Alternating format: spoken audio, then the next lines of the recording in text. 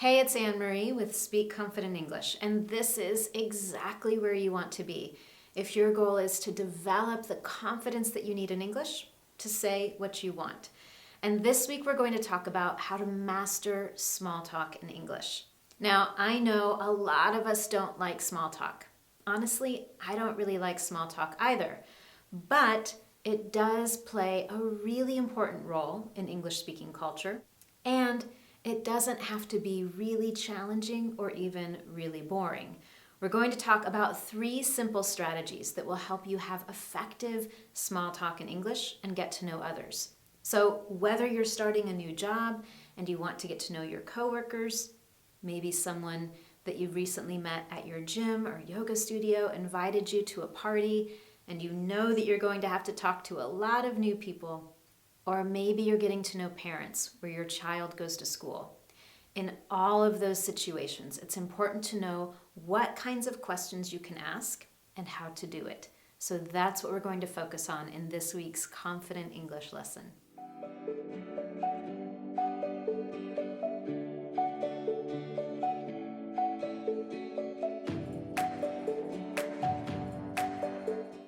Now, of course, when you meet someone for the very first time, you start with an introduction. And maybe you've had that moment where you've introduced yourself and then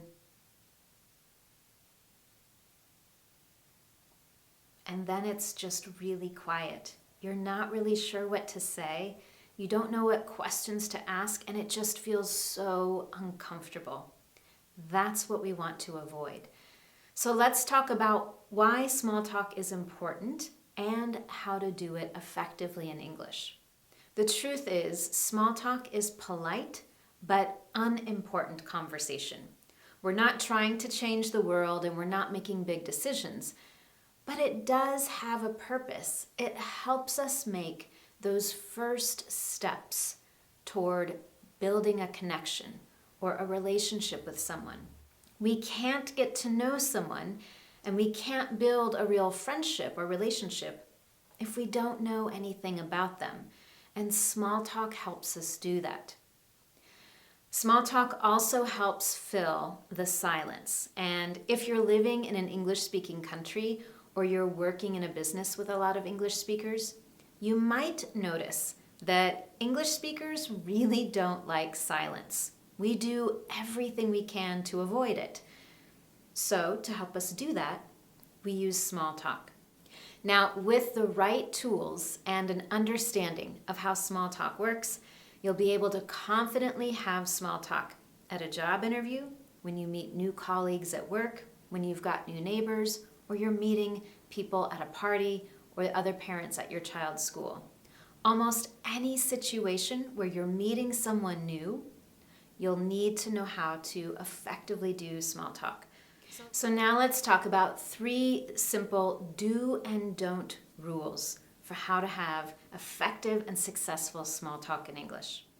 Number 1, do talk about hobbies, interests, families, movies, TV shows, travel, all those different things that we do in our free time.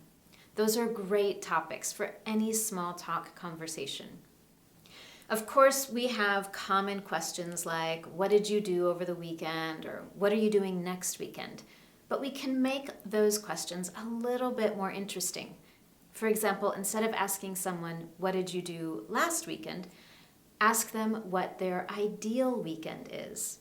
Everybody loves to talk about the things that are their favorite, how they would spend their time if they could do anything they wanted. So it's a great question to ask. How would you spend your ideal weekend? Other great questions might be, what's a good movie that you've seen recently? Or have you read any good books recently? Just like we talked about how someone would spend their ideal weekend, you could also ask someone about their ideal holiday getaway or their ideal vacation. If they could travel anywhere, where would they go? That's a great question, and you're using the conditional in English.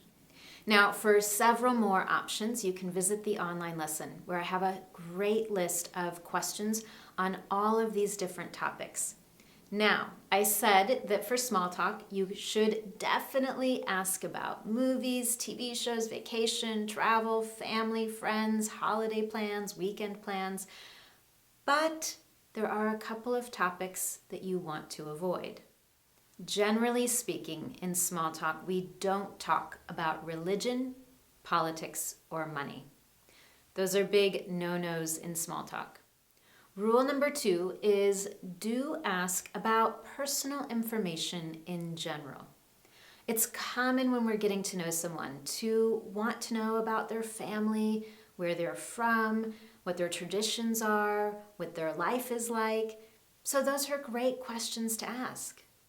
Whether someone is from another country or another city, you can always ask them where they're from originally, where they grew up, what was it like growing up where they lived. You can also ask them about what they love in their current neighborhood or city. And in English-speaking culture, it is pretty common to talk about our jobs. We actually seem to like talking about it quite a bit. So you'll probably hear people ask you, "What do you do?" which is another way of asking, "What is your job?" Now, to be honest with you, I do try to avoid "What do you do?" I'm not always successful, but I try to have questions that are a little bit more interesting. So instead of saying something like, "What do you do?" I often ask the question, "What's something you're working on right now that you're really enjoying?" Or "What's something interesting that you're working on right now?" We would definitely avoid things like asking about someone's divorce or why they don't have kids. To be honest, those are just way too personal and they might be really painful or emotional to talk about. So it's best to stay focused on very general information. And finally, rule number 3 is specifically for that small talk that you have at work, whether it's with clients, coworkers, or even your boss. It's definitely okay to talk about other things going on at work.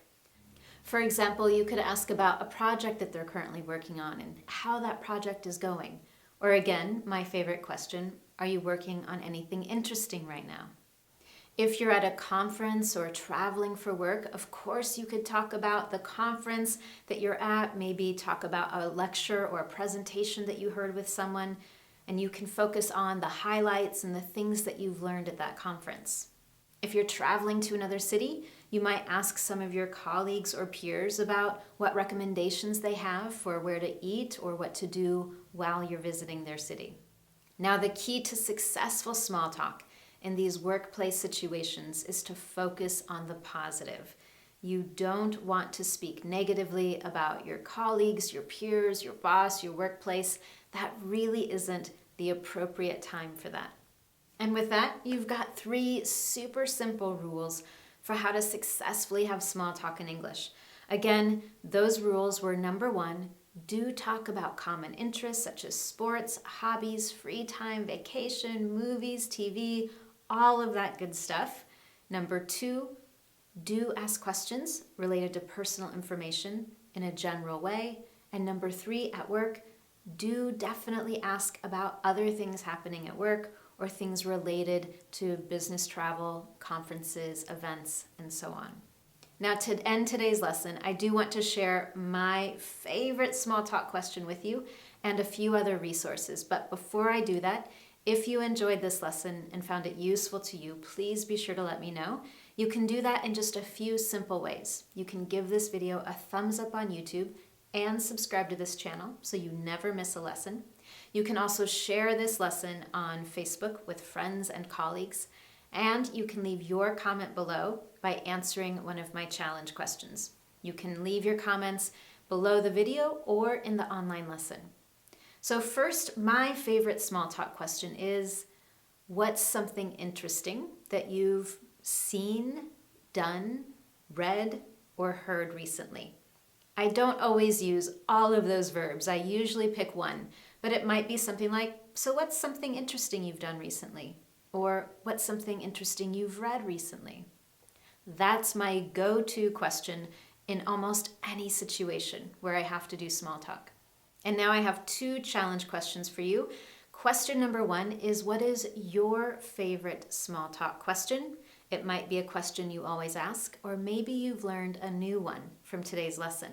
I'd love to hear what your favorite question is, and you can share it with me in the comment section below. And question number 2, what is one tip that you have for successful small talk in English?